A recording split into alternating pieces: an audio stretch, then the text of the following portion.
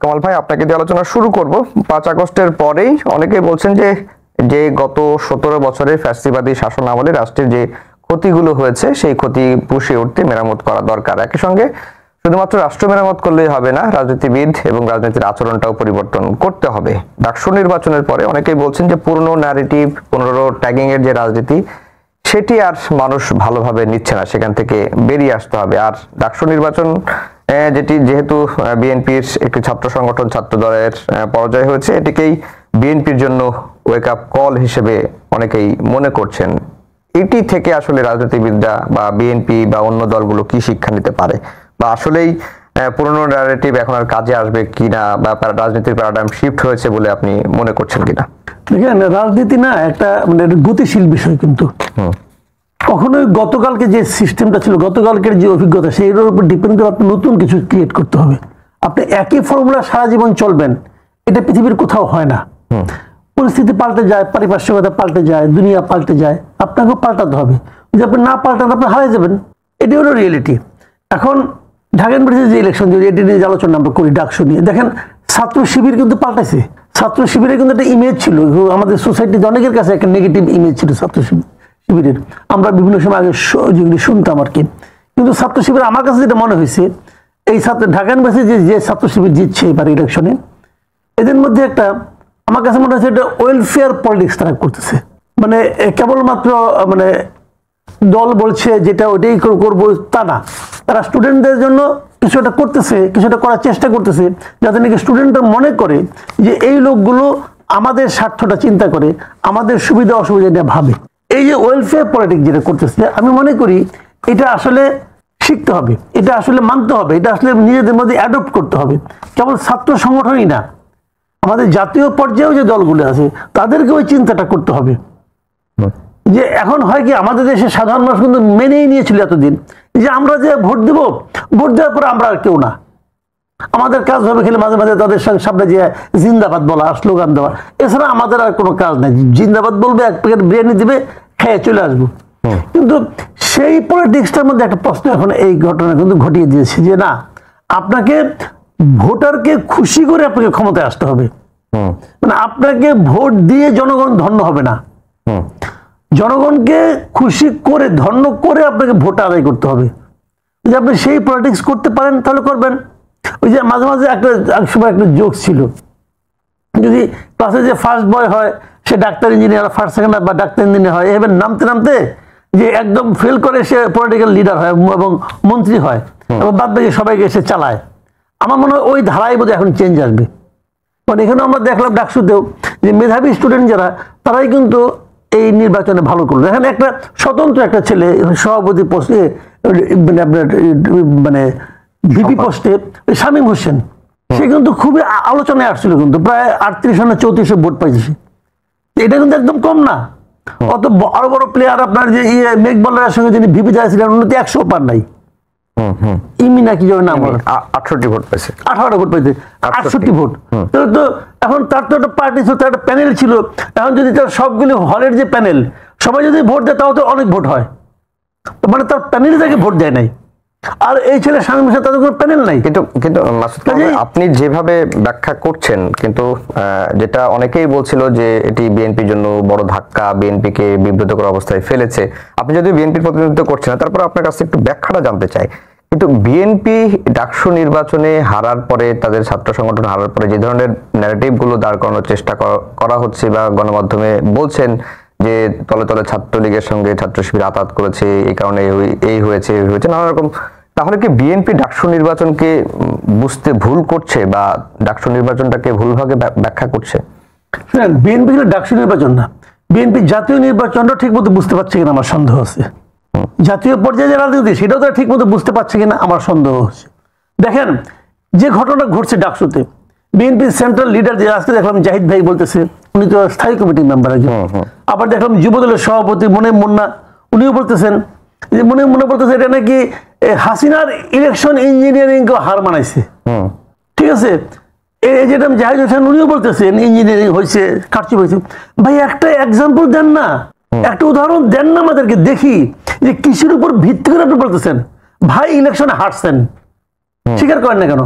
এই যে স্বীকার না করার মানসিকতা, এইটা কিন্তু আগামীতে আরো বড় বড় পরাজয়কে ইনভাইট করে। স্বীকার করেন, হারতেই পারেন আপনি, আপনার স্ট্র্যাটেজিতে ভুল ছিল, আপনি শিক্ষা নেন। তলে তলে আওয়ামী লীগের সঙ্গে আঘাত করছে, হ্যাঁ করছে, আপনি করতে পারলেন না কেন? যারা আওয়ামী লীগের ভোটার, ওটা ভোট না, ওটা তো ভোট। আপনি বলে যে আমি বিএনপি, আমি এক ভোট দেবো, আমি বিএনপি বিরাট নেতা, জন আবি দিব না, তার এক ভোট। সাদিক কায়েমের ভোট কটা? একটা। আর ওখানে যারা আওয়ামী লীগকে সমর্থন করে তাদেরও তো এক ভোট। তো ওই ভোটকে আপনি গণেন নাই কেন? এটা তো ইলেকশন। এখানে আপনার স্ট্র্যাটেজিটা কি ছিল? ওই ভোটটা আপনি আপনার অ্যাকাউন্টে নেওয়ার চেষ্টা করেন নাই কেন? তাকে আপনি বাদ দিছেন কেন? তো আপনি তো স্ট্র্যাটেজিক্যালি হারিয়ে গেছেন ওদের কাছে। এখন এটা যদি আপনি হাইরাইট যদি বলেন ইলেকশনে যে আপনি ফুটবল খেলা হারছেন, মাঠ উঁচা নিচা ছিল, আমাদের দিকে মাঠটা একটু ঢালু ছিল, বল মারলে এখানে চলে আসে, বাতাস আমাদের দিকে ছিল, এই জন্য বল অনুকূলে বল চলে আসছে। এগুলি বলে তো লাভ নাই। এগুলি বললে কি হবে জানেন? এগুলি বললে যেটা হবে, যখন সিনিয়র নেতারা এগুলি বলে তখন এখান থেকে কিন্তু জুনিয়র যারা আছে, স্টুডেন্ট যারা আছে, তারা কিন্তু শিক্ষাটা নেয় যে এরকম মানে মুখের উপর অস্বীকার করতে হবে। অস্বীকার করলে কি হলো? তার মানে তার এই ডাকসুর বর্তমান বিপিজিএস তারা মানতেছে না, কারণ ওরা তাহলে ইঞ্জিনিয়ারিং করে আসছে। তাহলে কি হবে? মারামারি করবেন আপনি? তো সে একই জিনিস, তাহলে তো প্রলোভন দিয়েছেন, ঠিক আছে। এখন এইগুলি শুনেন, আমি বলি স্টেট, আমি আপনি বটম লাইনটা বলি। ঢাকা ইউনিভার্সিটির স্টুডেন্টরা যারা জিতছে তাদেরকে ভোট দিয়ে জিতাইছে। এই ভোটটা আপনারা সংগ্রহ করতে পারেন নাই, আপনারা ভুল করছেন। কি ভুল করছেন? এই আত্ম উপলব্ধি যদি আপনি চেষ্টা না, আত্মসমালোচনা না করেন যে কেন আমি হারলাম, তাহলে বলতে হবে আপনারা ভাই এখনো সে গড্ডালিকা প্রবাহে গা ভাসাচ্ছেন, এখন আপনারা গতানুগতিক পলিটিক্স করতেছেন। এখান থেকে বেরিয়ে আসতে হলে আপনাকে আত্মসমালোচনা করতে হবে। জি, ডক্টর মোহাম্মদ আব্দুল মান্নান, এই ঢাকা ইউনিভার্সিটিতে ছাত্র শিবিরের নামে তো কোনো প্যানেল ছিল না, একটা ছাত্র ঐক্য নামে একটা প্যানেল ছিল, সেই প্যানেল ঐক্যবদ্ধ শিক্ষার্থী, এই প্যানেলে তারা জিতেছে বা জয়ী হয়েছে এবং নিরঙ্কুশ বিজয় অর্জন করেছে। এবং এই প্যানেলটার চরিত্র যদি আমি বলি, যে এই প্যানেলে নন হিজাবি নারী শিক্ষার্থী ছিলেন, তারপরে অন্য ধর্মের শিক্ষার্থীও ছিলেন, মোটামুটি একটা সার্বজনীন প্যানেলই বলা চলে। যে এই যে ঢাকা বিশ্ববিদ্যালয়ের যে ছাত্র শিবিরের প্যানেলের কথাই যদি বলি, বা ছাত্র শিবিরের প্যানেল দিয়ে যদি বলি, এই যে চরিত্র প্যানেলের, এটি আপনারা জাতীয় রাজনীতিতে জামায়াত সেটিকে অ্যাপ্লাই করবে কিনা? ধন্যবাদ আপনাকে এবং মাসুদ কামাল ভাইকেও ধন্যবাদ জানাই।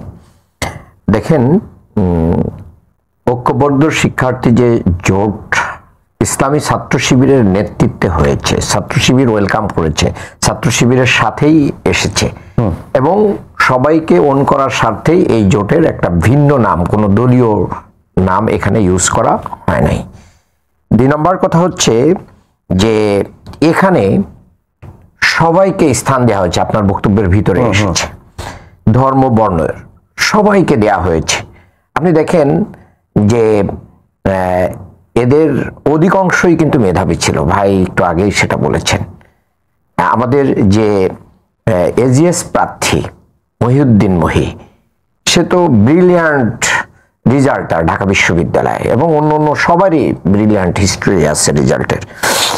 এরপরে আমরা নন হিজাবির কথা আপনি বলছেন, দেখেন এই জায়গা থেকে আমরা মেসেজ দিতে চেয়েছি, আমরা বাংলাদেশে আগামী দিনে একটা সকল শ্রেণী, পেশা, ধর্ম, বর্ণ, গোত্র সবাইকে নিয়ে আমরা নতুন বাংলাদেশ গড়তে চাই এবং সেই জায়গায় ইসলাম এখানে কোনো বাধা হয়ে দাঁড়াবে না, কারণ ইসলাম তার কোনো বিধিবিধান কোনো ব্যক্তি বা গোষ্ঠীর উপরে কখনো চাপিয়ে দেয় না।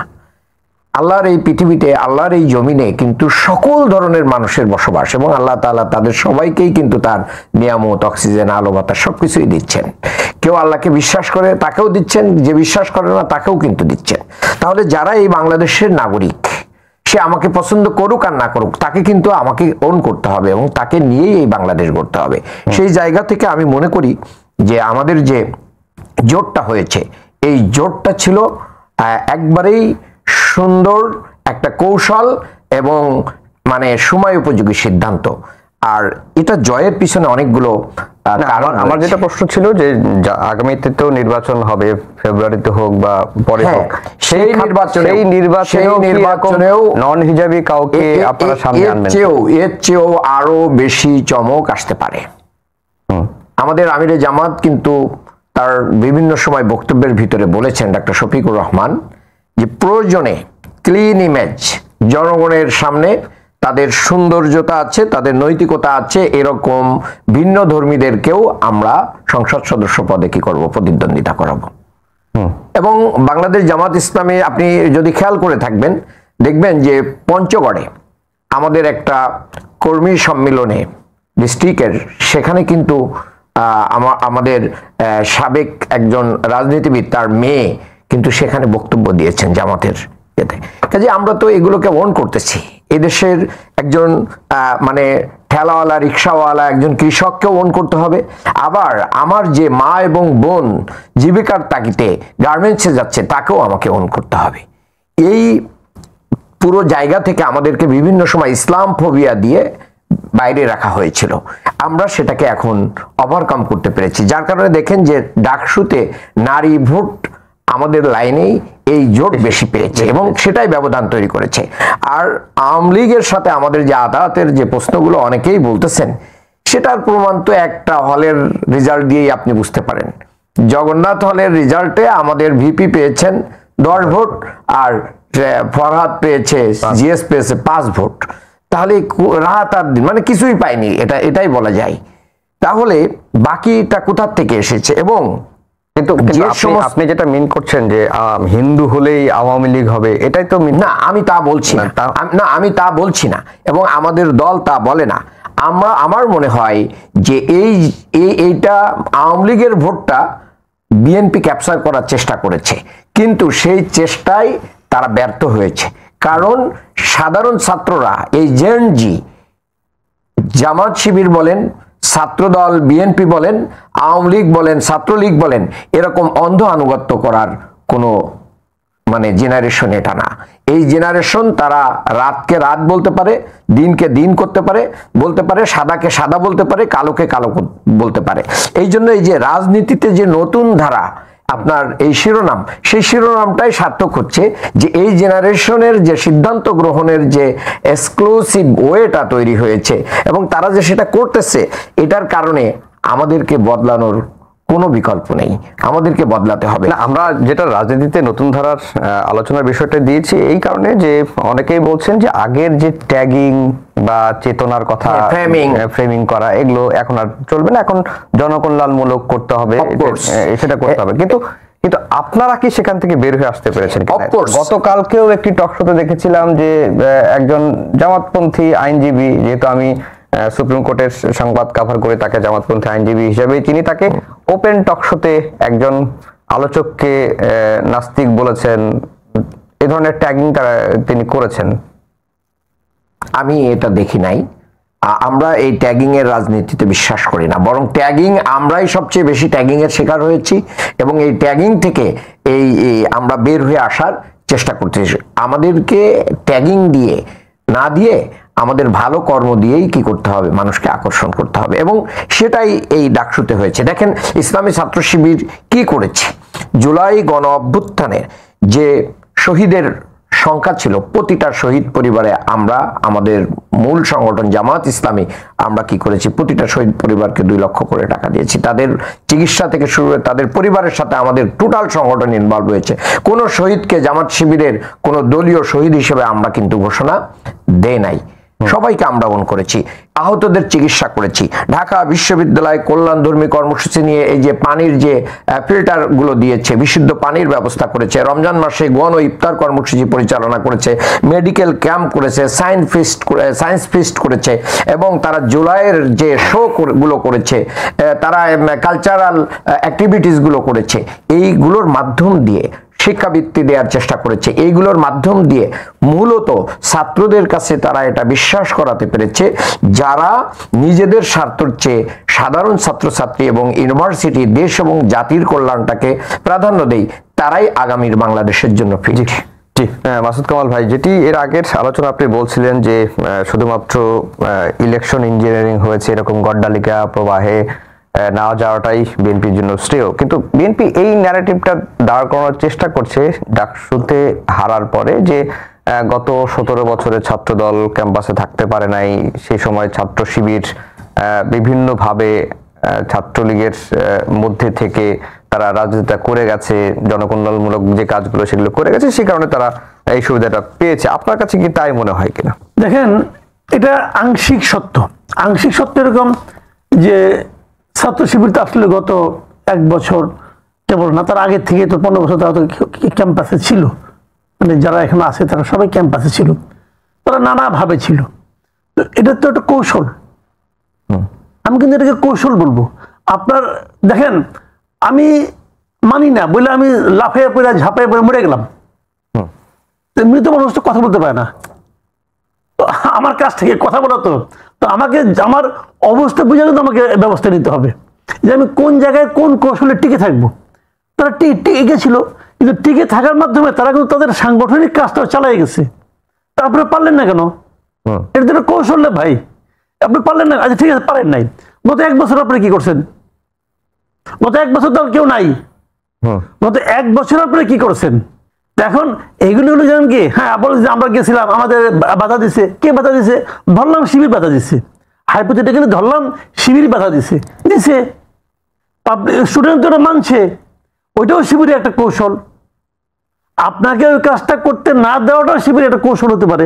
তো ভাই রাজনীতি তো ভাই কোনো প্রেমপ্রীতি জায়গা না, রাজনীতি তো আপনার কৌশল, তো এটা খেলা তো রে ভাই, 2 পক্ষ 2 দিক দিয়ে খেলবে।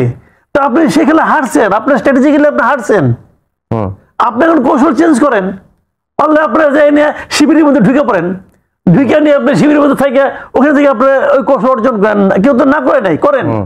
বাট এইগুলো জানেন লেম এক্সকিউজ দিয়ে লাভ নাই। এটা ছোটবেলায় আমরা বহুত করতাম, আমরা তো ছাত্র খারাপ ছিলাম, স্কুলে যে কোনো সময় খারাপ হইতো, বাসায় যেয়ে বলতাম যে স্যার তো সিলেবাসে বাইরে থেকে প্রশ্ন করছে, অমুক করছে। আমার আব্বা দেখলাম কি খুব মন দিয়ে শুনতো, হ্যাঁ ঠিক আছে তাই তো। তারপরে পরীক্ষার সময় অমুক সমস্যা তমুক সমস্যা বলতো। তারপর বলতে তুই যে আমি কোনো ফেল করিনি, বাট নাম্বার কম পাইতাম আর কি। তুই যত কম পাইছস, হাইয়েস্ট মার্ক উঠছে কত? উঠছে হাইয়েস্ট মার্ক তো 80-90 পাইছে। তো ও পাইলো, তুই পাইলি না কেন? ওর জন্য তো সিলেবাস এটা। তো ওই রকম লেম এক্সকিউজ দিয়ে কোনো লাভ নাই। ওগুলি গার্জেনরা বুঝে, আমরা বুঝি যে ঘটনাটা কি। আপনি বেসিক্যালি ভাই স্বীকার করেন আপনি পারেন নাই, এবং কেন পারেন নাই এটা আইডেন্টিফাই করেন। সিম্পল কথাটা কিন্তু একদম সিম্পল, আপনি কেন পারেন নাই এটা আইডেন্টিফাই করেন। যদি আপনি আইডেন্টিফাই করেন তাহলে আগামীতে কম্পিটিশনটা ভালো হবে।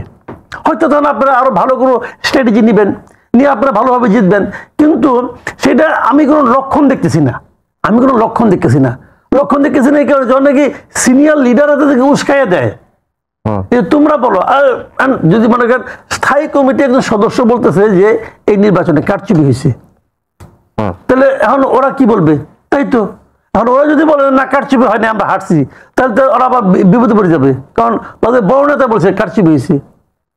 তো বড় নেতা যে কারচুপি কথা বলতেছেন, তো ওনার কাছে আমার রিকোয়েস্ট, ভাই কারচুপিটা কোথায় হলো দেখান না।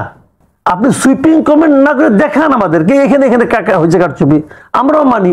এখন মূল কথা হলো এটাই ভাই, পলিটিক্স চেঞ্জ হয়ে গেছে। মানে আমি ডাকসুর ঘটনাতে বলবো কি, পলিটিক্স চেঞ্জ হয়ে গেছে আসলে। দেখেন আমি বলি আপনাকে একটা জিনিস, জাতীয় রাজনীতির প্রভাবে ডাকসুতে ফল হয়েছে, জাতীয় রাজনীতির প্রভাবে ডাকসুতে ফল হয়েছে। মানে জাতীয় রাজনীতিতে বিএনপি গত 1 বছর সারা দেশে যা কিছু করছে তার প্রভাব কিন্তু ডাকসুতে এসে পড়ছে। আমি আপনাকে একটা এক্সাম্পল দিয়ে বলি ভাই, প্রত্যেকটা প্রত্যন্ত অঞ্চলে আপনি যান, উপজেলায় যান, জেলায় যান, দেখবেন যে আওয়ামী লীগের লোকজন যারা নাকি একদম মনে করেন উপজেলা পর্যায়ের কমিটিতে আছে, এমন ইউনিয়ন কমিটিতে আছে যারা আছে, ওদের সবার নামে কিন্তু মামলা আছে, যেটা আওয়ামী লীগ আমলে বিএনপি নামে ছিল। বিএনপি লোকটা সব কিন্তু দৌড়ে পড়েছিল। তো আওয়ামী লীগ নাই, এখন আওয়ামী লীগ বিএনপি আসছে, এখন তারা রিভিউ দিচ্ছে, তারাও সবার বিরুদ্ধে মামলা করতেছে। যতগুলি মামলা হয়েছে আপনি দেখেন 95% ক্ষেত্রে মামলার বাদী হলো বিএনপির কেউ, 95% ক্ষেত্রে মামলার বাদী বিএনপির লোকজন। এখন আওয়ামী লীগ আর জামাতের মধ্যে কিন্তু একটা মিল আছে। মিলটা কথায় আমি বলি, আওয়ামী লীগও মোটামুটি বংশানুক্রমিক দল, জামাতও মোটামুটি বংশানুক্রমিক একটা দল। মনে করেন উনি জামাত করেন, ওনার সন্তান আর যাই হোক সিপিবি অথবা অন্য কোনো দলে যাবে না, ঘুরে ফিরে এখানে থাকবে, কারণ এটা তো মনে করেন একদম বাচ্চা কাল থেকে তো তার স্কুলিংটা হচ্ছে ঘরের থেকেই। তো সেই স্কুলিং এর কারণে আওয়ামী লীগের কিন্তু দাদা আওয়ামী লীগ করতো, বাবা আওয়ামী লীগ করতো, এরকম ভাই বড় ভাই যুবলীগ করে। এখন ঢাকা ইউনিভার্সিটিতে যে ছেলেটা ছাত্রলীগকে ভোট দেয় অথবা ছাত্রলীগের সমর্থক, যে ছেলেটা, ওর নেতা দরকার নাই, সমর্থক তো কিছু ছিল, তারা তাদের ফ্যামিলিতে কিন্তু ওই মামলা আছে, তার বাবার নামে মামলা আছে, ভাইয়ের নামে মামলা আছে, ওই মামলা বাদীকে বিএনপি। তো ও দেখতেছে যে বিএনপির কারণে আমার ভাই বাপ দৌড়ের উপরে আছে, তো সে কি বিএনপির প্রতি একতরফা প্রেম দেখাবে? এটা হয় নাকি? তো এইটা খুব স্বাভাবিক ব্যাপার। এবং তারা তো, আমি মাঝখানে আমারও ভুল আছে, আমি কিছু, আমার একটা ধারণা ছিল, ভুল ধারণা, আমি মনে করছিলাম যে আওয়ামী লীগ ইলেকশন না করে আওয়ামী লীগের ভোটগুলি বোধহয় বিএনপির বাক্সে যাবে, এই ধারণা কিন্তু আমার পোষণ করতাম এবং প্রকাশও করতাম। কিন্তু এই নির্বাচনের পর আমাকে অনেকে ব্যাখ্যা করে বলছে, ভাই ঘটনা হলো এটা, মানে আমাকে একজন আওয়ামী লীগের লোকই বলছে যে ঘটনা হলো এটা, যে যারা এখনো ইলেক্টেড হয় নাই, ক্ষমতায় আসে নাই, তারা আমাদের যে টর্চার করতেছে, যদি তারা ক্ষমতায় আসে তাহলে কি হবে? তো আমরা ভাই তাদেরকে ভোট দেবো না। তো আমি জানি না, একটা দিয়ে তো সব বলা যাবে না, এটা বললে আবার অনেকে মন খারাপ করবে যে আমি ডিসিশন দিয়ে দিচ্ছি। ডিসিশন দিচ্ছি না, আগে আমার যে ধারণা ছিল নিজের ভুলটা আমি স্বীকার করতেছি, আমার ওই ধারণা ঠিক ছিল না, এটা ডাকসু প্রমাণ হয়েছে, এটা ডাকসুতে প্রমাণ। ডাকসুতে আরেকটা কারণে হারছে, আমি সেটাও বলি, বললাম না জাতীয় নির্বাচনে পড়ছে, এটা বলে শেষ করি। সেটা হলো আপনার ঢাকা ইউনিভার্সিটির স্টুডেন্টদের সবচেয়ে বড় ভয়টা কোথায় ছিল বলেন তো? গণরুম নিয়ে। গণরুমের ভয়, পরীক্ষার আগের রাত্রে বলছে চলো যাই মিছিল করতে হবে, মিছিলের ভয়। আচ্ছা, এগুলি কারা করাইতো?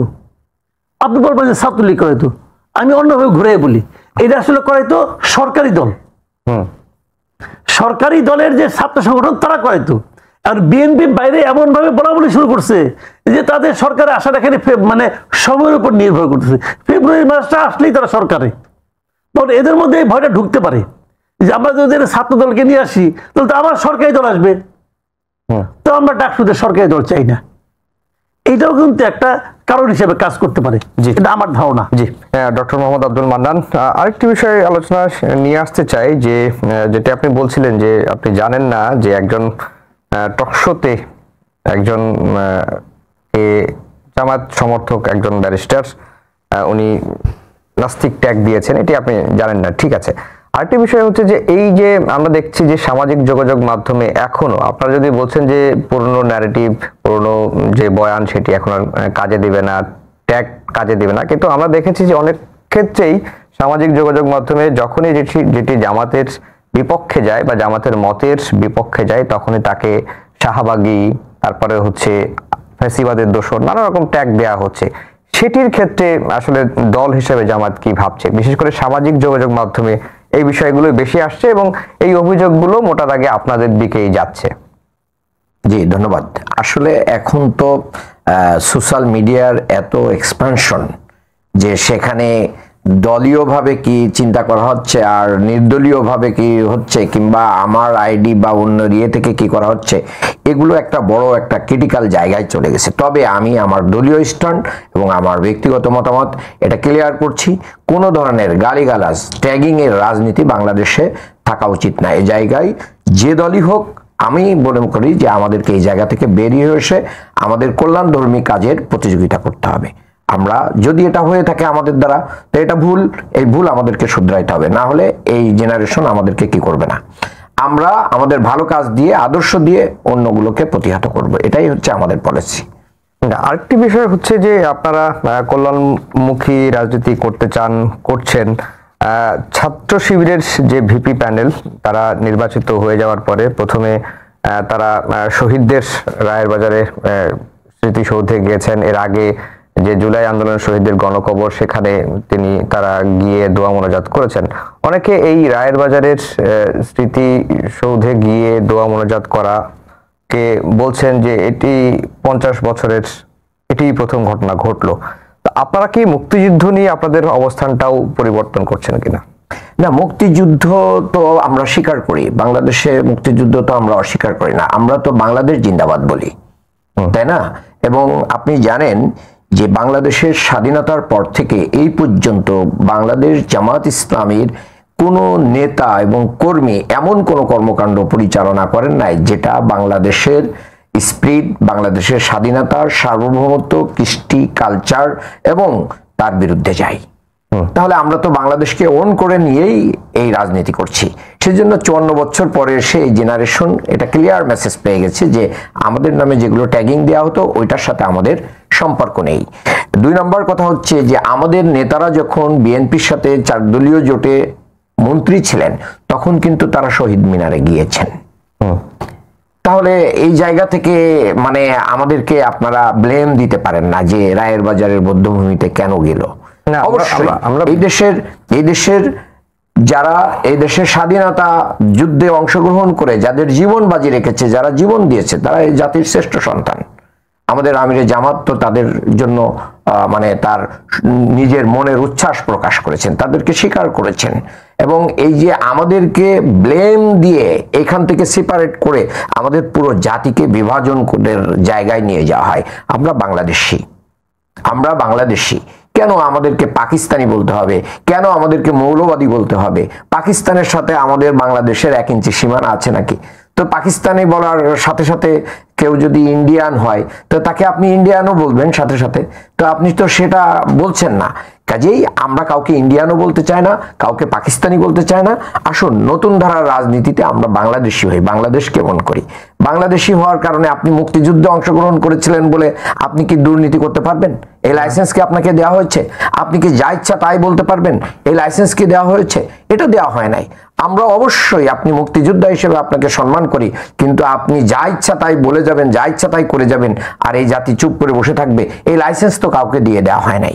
কাজেই এই দেশ বিক্রির জায়গাও কাউকে দিয়ে দেওয়া হয় না। আওয়ামী লীগ যেটা করেছে, তারা মুক্তিযুদ্ধকে পুঁজি করে বাংলাদেশে তারা বিভাজনের রাজনীতি করেছে এবং এই দেশকে ইন্ডিয়ার কাছে তুলে দেওয়ার জন্য যা কিছু করার শেখ হাসিনার বক্তব্য যে আমি যা করেছি ইন্ডিয়া কোনোদিন ভুলতে পারবে না, এবং তা ভুলে নাই।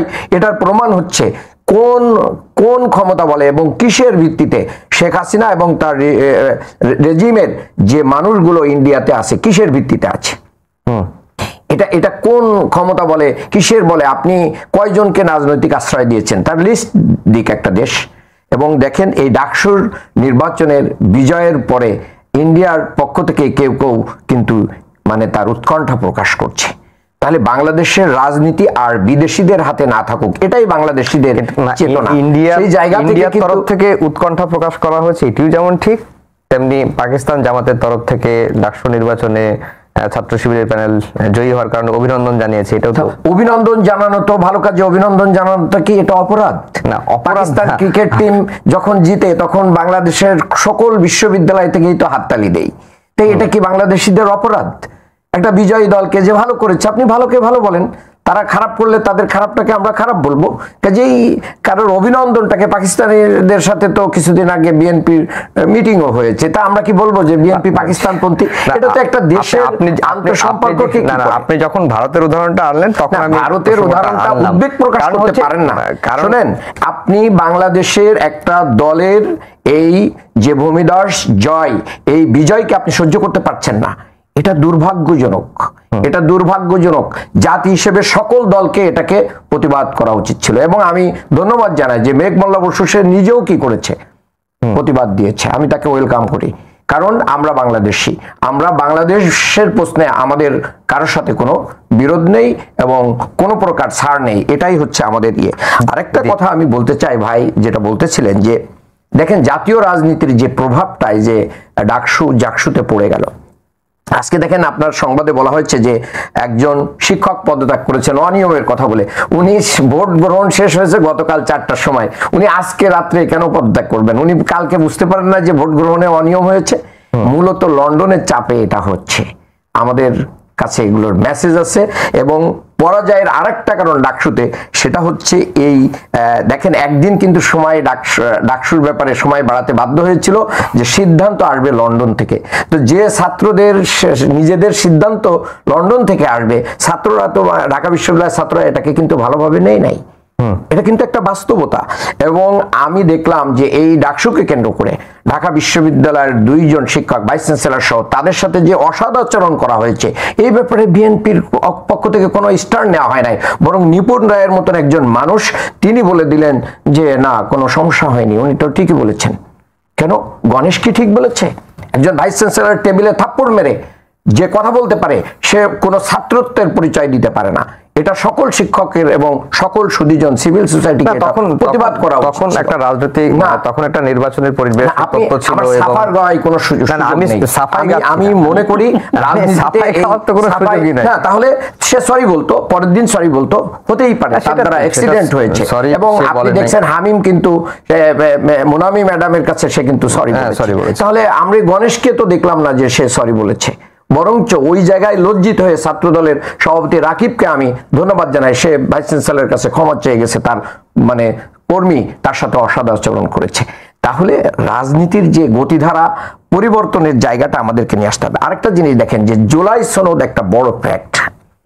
জুলাই সনদের আইনি বৈধতা দেওয়ার ব্যাপারে বিএনপির যে গড়িমেশি, যে কয়টা বিষয়ে ঐক্যমত হয়েছে এবং যা ঐক্যমত হচ্ছে না সেইগুলো যেগুলো হচ্ছে না নোট অফ ডিসেন্ট দিয়েছে, সেটা যে বিএনপি ক্ষমতায় যে করবে না এটা জনগণ 100% বুঝে গেছে। এবং যা ঐক্যমত হয়েছে সেটা ক্ষমতায় যে 2 বছরের ভিতরে তারা করবে এটা জনগণ বিশ্বাস করে না। এখন তো যার কারণে এখন তো আপনাদের অবস্থা ভালো, আপনার ক্ষমতায় না, আমাদের অবস্থা গেলে আমরা চাচ্ছি যে আমাদের ক্ষমতায় যে এটা করব আমরা সে পর্যন্ত অপেক্ষা করতে চাই না।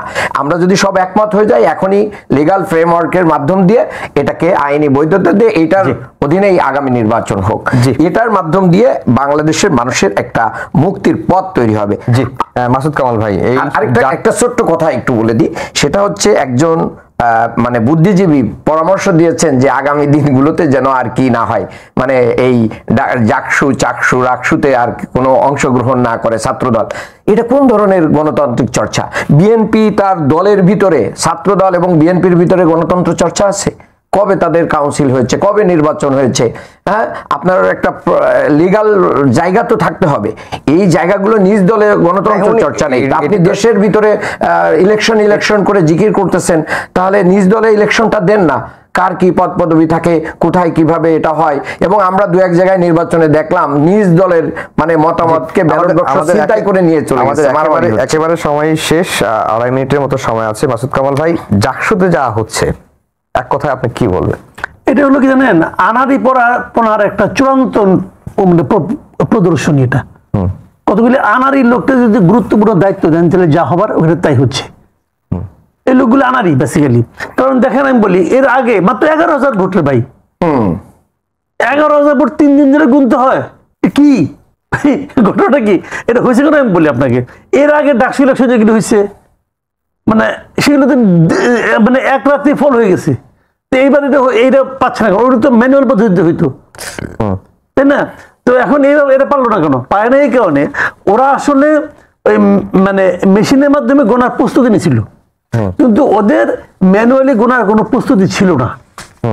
যে কারণে তারা যখন মেশিন না আসছে, মেশিন তারা না পাইলো, তখন তারা ম্যানুয়ালি গোনা আরম্ভ করছে। এবং যে কারণে এটা হয়েছে, এবং এটা চূড়ান্ত আনারিপনা। এবং এই জন্য প্রত্যেকটা লোক, আমি তো মনে করি যে শিক্ষকটা মারা গেছে তার জন্য এটা হত্যা মামলা হওয়া উচিত। এই নির্বাচন কমিশনের সঙ্গে যারা যারা জড়িত আছে এই সবাইকে আসামি করা উচিত। জাস্ট আপনি এটা কোনো কথা না যে আপনি একটা ইলেকশনকে নিয়ে আপনি একজন শিক্ষক মারা যাবে, সে এই ভদ্রমহিলা গত রাতে গেছে, আজকে সকাল নাকি তারা ফোন করে উঠাই নিয়ে আসছে। মানুষের তো ফিজিক্যাল কন্ডিশন সবার তো একরকম হবে না, এটা বোঝা উচিত ছিল। এবং এখন দেখি কালকে এক ভদ্রমহিলা বলছেন নির্বাচন বয়কট করছেন, আবার ছাত্রদল বলছে, আবার আরো কয়েকটা সংগঠন বলছে তারা বয়কট। তো বয়কট করে সকালেই বয়কট করো, ইলেকশন শেষ হওয়ার আধা ঘন্টা আগে বয়কট। ভাই মানে ঠিক আছে, আমার কথা হলো কি যে আপনারা এগুলো করেন, কিন্তু ইলেকশনটা কন্ট্যাক্ট নিতে করতে পারছেন না।